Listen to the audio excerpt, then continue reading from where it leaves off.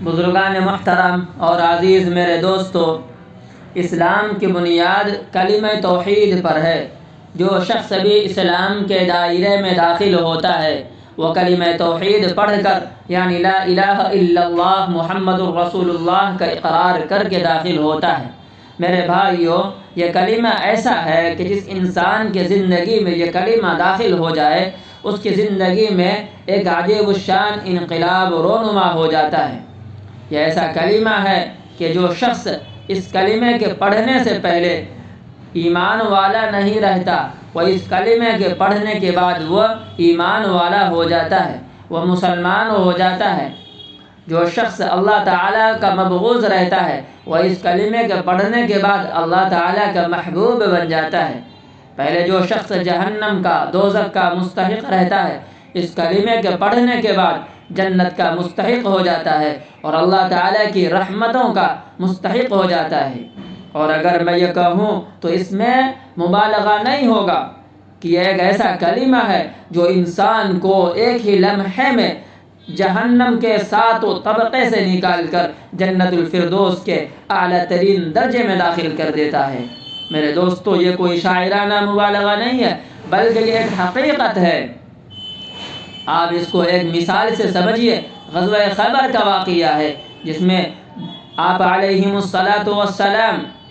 یہودیوں کے سب سے بڑے قلعے کا محاصرہ کیا، تو اسی محاصرے کے درمیان میں ایک خیبر کا رہنے والا چرواہا جس کا نام اسود رائی ہے، وہ ایک روز اپنے شہر سے باہر نکلتا ہے اور اس کے دل میں یہ خیال پیدا ہوتا ہے کہ میں جناب محمد الرسول اللہ صلی اللہ علیہ وسلم سے ملوں اور یہ معلوم کروں کہ اتنے فاصلے طے کر کے، مشقتیں اٹھا کر کے اس خیبر پر یہاں کیوں آئے ہوئے ہیں، ان کی بنیادی دعوت کیا ہے، ان کا پیغام کیا ہے، وہ کیا چاہتے ہیں۔ یہ معلوم کرنے کی غرض سے وہ چرواہا باہر نکلا اور مسلمانوں کے پڑاؤں کی طرف بڑھا کہ وہ اسود رائی جناب محمد الرسول اللہ صلی اللہ علیہ وسلم سے ملتے ہیں، تو جناب محمد الرسول اللہ صلی اللہ علیہ وسلم ان کو بتلاتے ہیں، تو وہ ایمان میں داخل ہو جاتا ہے، وہ اسلام لے آتا ہے، وَأَشْهَدُ أَن لَا إِلَٰهَ إِلَّا اللَّهُ وَأَشْهَدُ أَنَّ مُحَمَّدًا رَّسُولُ اللَّهُ پڑھ لیتا ہے۔ پھر پوچھتا ہے کہ اب مجھے بتائیے میرے ذمے کیا فریضہ عائد ہوتا ہے، تو آپ علیہم الصلاۃ والسلام فرماتے ہیں یوں تو اسلام کے بہت سے فرائض ہیں، لیکن اس وقت نہ تو نماز کا وقت ہے کہ تمہیں نماز کا حکم دیا جائے، نہ رمضان المبارک کا مہینہ ہے کہ روزہ رکھوایا جائے، نہ زکوٰۃ تم پر فرض ہے کہ تم سے زکوٰۃ دلوائی جائے، نہ حج کا موسم ہے کہ تم سے حج کرایا جائے۔ اس وقت تو ایک ہی عبادت اللہ تعالیٰ کے لیے انجام دی جا رہی ہے، وہ یہ ہے کہ خیبر کے میدان میں حق و باطل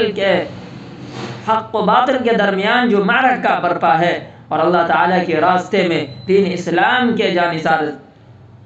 اپنی جانیں قربان کر رہے ہیں، اس وقت تو تمہارا فریضہ یہ ہے کہ تم اس میں شامل ہو جاؤ۔ بہرحال وہ اسود رائی اس میں شامل ہو جاتے ہیں اور یہاں تک کہ وہ اس میں شہید ہو جاتے ہیں، اور جناب محمد رسول اللہ صلی اللہ علیہ وسلم کے سامنے جب شہداء کے لاشوں کو لایا جاتا ہے، جب آپ علیہم الصلاۃ والسلام کی نگاہ ان کے اوپر پڑتی ہے تو آپ علیہم الصلاۃ والسلام کی آنکھوں سے آنسو جاری ہو جاتا ہے اور فرماتے ہیں یہ عجیب و غریب شخص ہے، یہ ایک ایسا شخص ہے جس نے اللہ کے راستے میں کوئی ایک سجدہ نہیں کیا، یہ وہ شخص ہے جس نے اللہ کے راستے میں کوئی ایک پیسے خرچ نہیں کیا، یہ وہ شخص ہے جس نے اللہ کے راستے میں کوئی اور عبادت انجام نہیں دی، لیکن میں اپنی آنکھوں سے دیکھ رہا ہوں کہ یہ سیدھا جنت الفردوس میں پہنچ گیا۔ میرے دوستو، جو میں یہ عرض کر رہا تھا کہ کلمہ لا الہ الا اللہ ایک ہی لمحے میں انسان کو جہنم کے 7